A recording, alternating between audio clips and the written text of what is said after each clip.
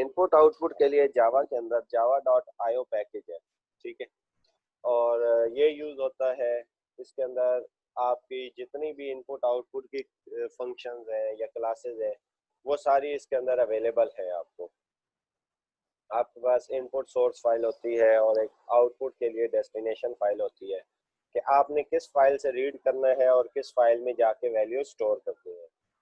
जावा IO package जो है वो बेसिकली आपकी तमाम किस्म के डाटा को मैनेज करता है। फॉर एग्जांपल आपकी कोई प्रिमिटिव डाटा टाइप्स का डाटा है, इंट, फ्लोट, चार, डबल उनमें है, या किसी क्लास के ऑब्जेक्ट का डाटा है, या करेक्टर्स की फॉर्मेट में आपका डाटा पड़ा हुआ है, या आपके पास बाइनरी फॉर्मेट में डाटा पड़ा हुआ है, तो आप इन तमाम जितनी भी फॉर्मेट्स अवेलेबल हैं उन तमाम फॉर्मेट्स का डाटा रीड भी कर सकते हैं और राइट भी कर सकते हैं। बेसिकली स्ट्रीम्स यूज होती हैं जावा का डाटा रीड और राइट करने के लिए, ठीक है। स्ट्रीम बेसिकली क्या है, सीक्वेंस होता है डाटा का जिसके अंदर आपका डाटा पड़ा होता है, एक तरतीब होती है। दो किस्म की बेसिक स्ट्रीम्स हैं, इनपुट स्ट्रीम और output stream. Input stream basically data read करने के लिए होती है कि जिससे आपने डाटा रीड करना है जो डाटा पहले से अवेलेबल है, और आउटपुट स्ट्रीम होती है कि आपने जो डाटा सेव करवाना है, जो डाटा आपने स्टोर करवाना है। बेसिकली होता क्या है कि आप एक सोर्स फाइल से डाटा लेते हैं, कोई फाइल पड़ी हुई है जिसके अंदर आपका कोई डाटा पड़ा हुआ है, 1000 रिकॉर्ड्स की डिटेल पड़ी हुई है। अब आपने काम क्या करना है, आपने उस डाटा में से कुछ चीज़ें ख़त्म करनी है या कुछ चीज़ें सेलेक्ट करके किसी और फाइल में स्टोर करवानी है। तो आप उस सोर्स फाइल से रीड करेंगे, उस पर अपना ऑपरेशन करेंगे और उसके बाद उसे किसी डेस्टिनेशन फाइल पे सेव करवा देंगे। जावा की जो आईओ की सपोर्ट है वो काफ़ी फ्लेक्सिबल है, आप उसको काफ़ी अच्छे तरीके से मेंटेन भी कर सकते हैं, उसके अंदर कुछ अपनी फंक्शनैलिटी भी डाल सकते हैं। बेसिक फंक्शनैलिटी सारी आपको स्ट्रीम्स परफॉर्म करने का ऑप्शन देती हैं इनपुट आउटपुट का। आपके पास अब सबसे पहले है बाइट स्ट्रीम। बाइट स्ट्रीम क्या होता है कि आपके पास 8 बिट जो है वो इकट्ठे रीड किए जाते हैं, यानी कि एक करेक्टर आपका करेक्टर बाय करेक्टर हर वैल्यू जो है वो आपकी रीड होती है, ठीक है। कि एक करेक्टर रीड हुआ, फिर दूसरा, फिर तीसरा, फिर चौथा, फिर पांचवा, इस तरह आप अपने डाटा को करेक्टर बाय करेक्टर मैनेज करते हैं। और ये ज़्यादातर आपका मेथड यूज़ होता है जब आपके पास मिक्स्ड फॉर्म ऑफ डाटा हो और आपने उसको खुद से मैनेज करना हो। आपके पास कोड है, सबसे पहले आप क्या करेंगे, एक इनपुट स्ट्रीम का ऑब्जेक्ट बनाएंगे और एक आउटपुट स्ट्रीम का ऑब्जेक्ट बनाएंगे। इनपुट स्ट्रीम का ऑब्जेक्ट जो है वो बेसिकली डाटा रीड करने के लिए होगा और आउटपुट स्ट्रीम का ऑब्जेक्ट जो है वो डाटा राइट करने के लिए होगा। आपका जो भी फंक्शन होगा जो ये काम करेगा वो बेसिकली आईओ एक्सेप्शन दे सकता है कि आपकी जो फाइल है वो अवेलेबल नहीं है। फॉर एग्जांपल आप input input dot T x T open करने की कोशिश करते हैं तो वो फाइल आपके कोड के साथ या आपकी एक्जी फाइल के साथ नहीं पड़ी होती, वो उसको मिलती नहीं है, तो इस वजह से वो आपका एरर दे देगा कि ये फाइल इनपुट नहीं हो सकती, ये वहाँ पे अवेलेबल नहीं है। ये इसी तरह अगर उसकी फॉर्मेट ऐसी नहीं है कि वो रीड कर की जा सके, उसका पैटर्न ऐसा नहीं है, रीड करने के काबिल नहीं है, तो फिर भी वो आपका रीड नहीं होगा। या फिर उस पर कोई लिमिट लगी हुई है कि ये वैल्यू आप ये फाइल आप रीड नहीं कर सकते, आपको परमिशन नहीं है, तो उस केस में भी आपकी आईओ एक्सेप्शन आएगी कि आप इस फाइल को एक्सेस नहीं कर सकते। तो सब इसके लिए आप क्या करेंगे, सिंपली जो आपने फाइल स्ट्रीम का ऑब्जेक्ट बनाया है, ठीक है, उसका एक फंक्शन आपने कॉल करना है इन डॉट रीड। तो आपने हर एक जो है आपको एक आउटपुट मिलनी है, ठीक है। जो सॉरी इनपुट जो आप रीड करेंगे वो एक इंटीजर के तौर पे रीड करेंगे कि इंटीजर बाय इंटीजर आप चलेंगे। क्या आप वैल्यू रीड करेंगे, अगर वो -1 नहीं है, -1 का मतलब होता है कि आपकी फाइल एंड हो रही है, कि जब तक आपकी फाइल एंड ना हो तब तक आपने उधर से डाटा रीड करना है और उस डाटा को डिस्प्ले करवाता आउट में राइट करवाते जाना है। यानी कि एक फाइल से आपने डाटा उठाना है और डायरेक्टली दूसरी फाइल में उसको पेस्ट कर देना है। यूँ समझ लें कि आपने दोनों फाइलों की कॉपी बनानी है, एक फाइल से उठाना है दूसरी फाइल में पेस्ट कर देना है, ये है कॉपी पेस्ट का काम। ठीक है, यानी फॉर एग्जांपल आपने कॉपी पेस्ट का फंक्शन बनाना है तो उसका कोड आप कुछ इसी तरह लिखेंगे। अगर एक्सेप्शन नहीं होती, ठीक है, फाइनली का मतलब है कि आपने ये ऊपर वाला काम कर लिया है या आपकी एक्सेप्शन आई है, ठीक है, तो एट द एंड आपने क्या करना है, अगर कोई फाइल ओपन हुई है तो आपने उस फाइल को क्लोज करना है, ठीक है।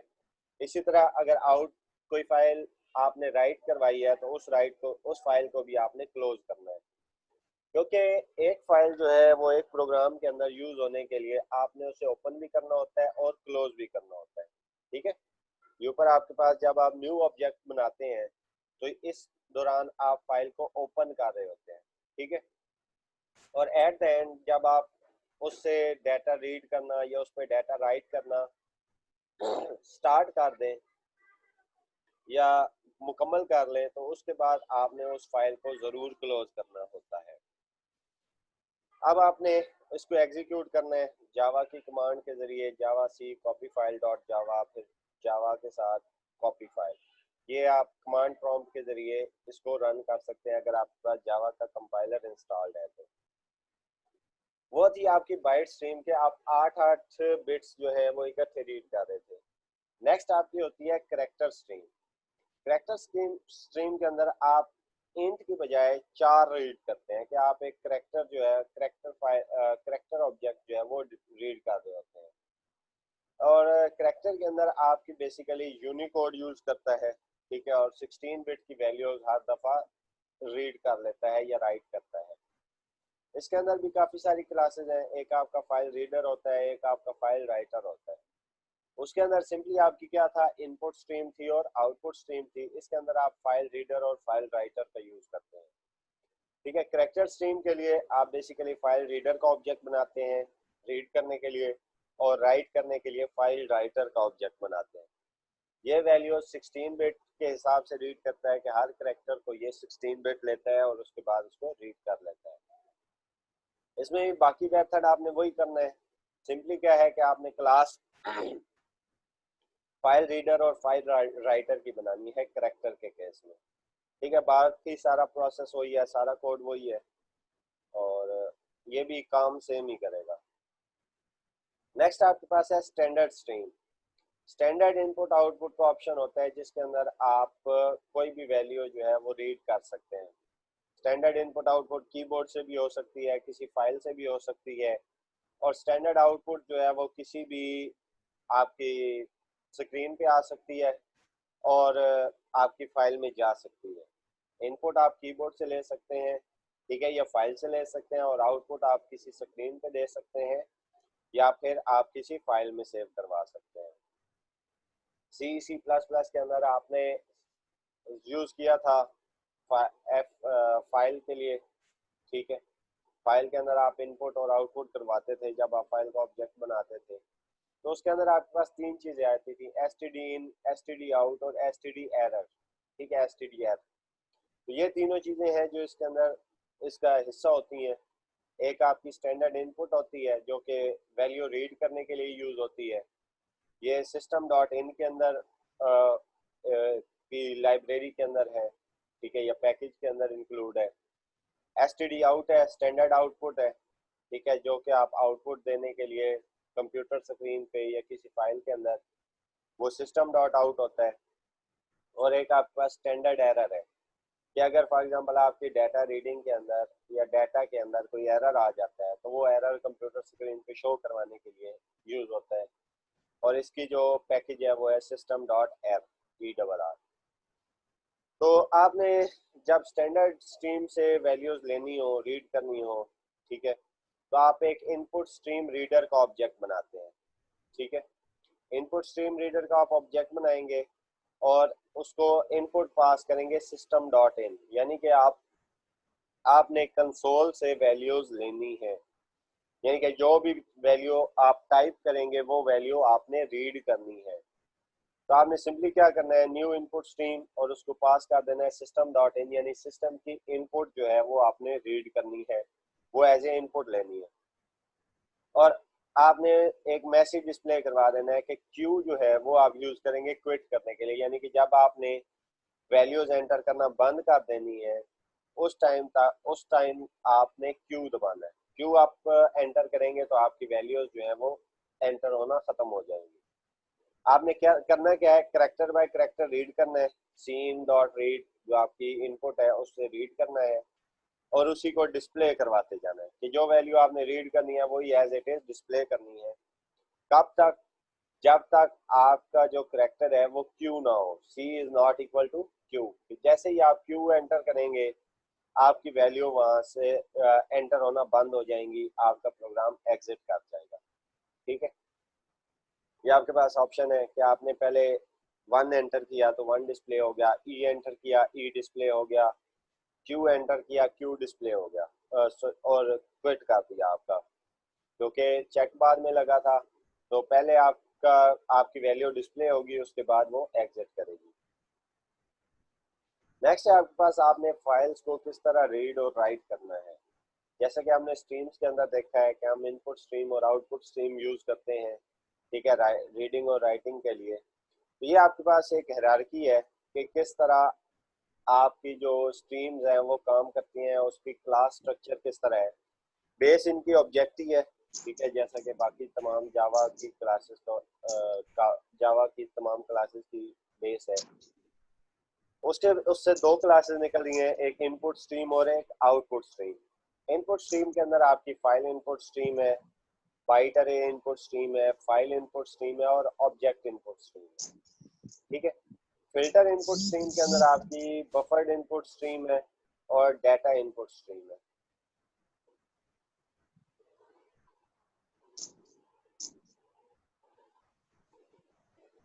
आउटपुट स्ट्रीम के अंदर आपकी फाइल आउटपुट स्ट्रीम, बाइट अरे output stream, filter output stream, उसके अंदर फिर मजीद डाटा आउटपुट स्ट्रीम और बफर्ड आउटपुट स्ट्रीम है और ऑब्जेक्ट आउटपुट स्ट्रीम। ये बेसिकली डिफरेंट चीज़ें आउटपुट जो इनपुट करवाने के लिए इस्तेमाल होती हैं। जैसा कि फाइल इनपुट और file output simple stream input output करने के लिए यूज होती हैं। बाइट अरे इनपुट स्ट्रीम, उसके अंदर आपके अंदर अगर अरे है, बाइट अरे के तौर पे आप वैल्यूज को रीड राइट करते हैं। फिल्टर के अंदर अगर फॉर एग्जांपल आपकी कोई बफर्ड वैल्यूज हैं उनको आप रीड कर सकते हैं, या डाटा इनपुट स्ट्रीम का ऑप्शन भी है उसके अंदर, और सॉरी उसकी एक सब क्लास है। उसके बाद ऑब्जेक्ट इनपुट स्ट्रीम है जिसके जरिए आप ऑब्जेक्ट्स को इनपुट और आउटपुट करवा सकते हैं। फाइल इनपुट स्ट्रीम है, वो बेसिकली यूज होती है फाइल रीड करने के लिए। जब भी आपने कोई फाइल बनानी है या रीड करना है किसी से, तो आपने सिंपली क्या करना है, फाइल इनपुट स्ट्रीम का ऑब्जेक्ट बनाना है, ठीक है, न्यू फाइल इनपुट स्ट्रीम, और अंदर एड्रेस दे देना है जहाँ पे भी आपकी फाइल पड़ी है। यानी अगर फॉर एग्जांपल आपके कोड वाले फोल्डर में ही पड़ी है तो आप डायरेक्टली फाइल का नाम दे देंगे, फॉर एग्जांपल abc.txt आपके पास है। लेकिन अगर किसी और लोकेशन पे पड़ी है, सी फोल्डर में पड़ी है, डी में पड़ी है, तो आप उस लोकेशन का एड्रेस देंगे कि वहां से मैंने फाइल रीड करनी है। इसका एक दूसरा तरीका भी है कि आप फाइल को अलग मैनेज भी कर सकते हैं, न्यू फाइल, और फाइल का एड्रेस दे दें। उसके बाद उस वो फाइल जो है वो आप पास कर दें इनपुट स्ट्रीम को। तो इस तरह भी आप दो स्टेप्स में भी इसको लेके चल सकते हैं कि आप फाइल को अलग मैनेज कर लें और इनपुट स्ट्रीम को आप अलग तरीके से मैनेज कर लें। ये इसकी कुछ फंक्शनैलिटीज़ हैं, ठीक है, इनपुट स्ट्रीम की। एक आपका क्लोज है जो कि आईओ एक्सेप्शन देता है कि अगर फाइल नहीं खुली हुई तो वो एरर दे देगा, जो कि आपकी फाइल को क्लोज करने के लिए के काम आएगा। उसके बाद एक फाइनलाइज है, ठीक है, ये आपका जो फाइल का कनेक्शन है उसको क्लीन करता है, और जो आपका क्लोज मेथड है वो सही तरीके से चल जाता है, और ये भी आईओ एक्सेप्शन देता है। यानी कि जितने फंक्शन है वो बेसिकली आपको आईओ एक्सेप्शन देंगे। उसके बाद एक रीड का फंक्शन है जो एक इंटीजर वैल्यू रीड करेगा, और जब -1 आएगा उसका मतलब है कि आपकी फाइल खत्म हो चुकी है, एंड हो चुका है। ठीक है, आपकी बाइट बाय बाइट डाटा जो है रीड करता जाएगा, आपको देता जाएगा, और एट द एंड जब फाइल खत्म हो जाएगी तो वो आपको -1 देगा। इसके बाद एक और रीड है जो बाइट अरे रीड करता है, वो एक खास लेंथ की अरे जो है वो इनपुट करता है, और इसके अंदर भी जब आपकी फाइल एंड हो जाती है तो वो -1 रिटर्न कर देता है। अवेलेबल, ठीक है, ये देखता है कि आपके कोई नंबर ऑफ बाइट्स हैं जो कि रीड आप कर सकते हैं, यानी फाइल के अंदर कोई ऐसी वैल्यूज हैं जो कि आप रीड कर सकते हैं। ठीक है, इनपुट स्ट्रीम अवेलेबल हैं जो कि बाइट अरे इनपुट स्ट्रीम है और डाटा इनपुट स्ट्रीम है। उसके बाद नेक्स्ट आपके पास फाइल आउटपुट स्ट्रीम है।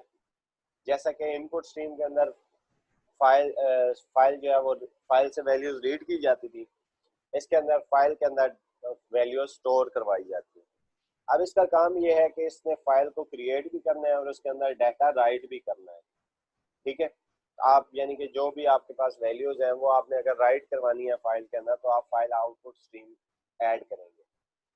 इसके बेसिकली दो कंस्ट्रक्टर्स हैं, ठीक है, जो कि इसका ऑब्जेक्ट बनाने के लिए यूज होते हैं।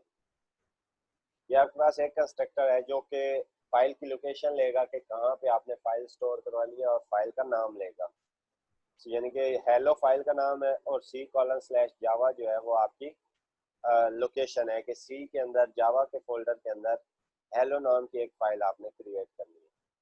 इसी तरह दूसरा कंस्ट्रक्टर जो है वो क्या करता है, वो फाइल इनपुट लेता है, फिर फाइल का नाम लेता है, एक फाइल आप बनाते हैं और वो इसको पास कर देते हैं। इसकी फंक्शनैलिटी में भी एक सबसे इम्पोर्टेंट जो है वो क्लोज है कि आपने क्लोज करनी है फाइल राइट करने के बाद। उसके बाद आपके पास फाइनलाइज है।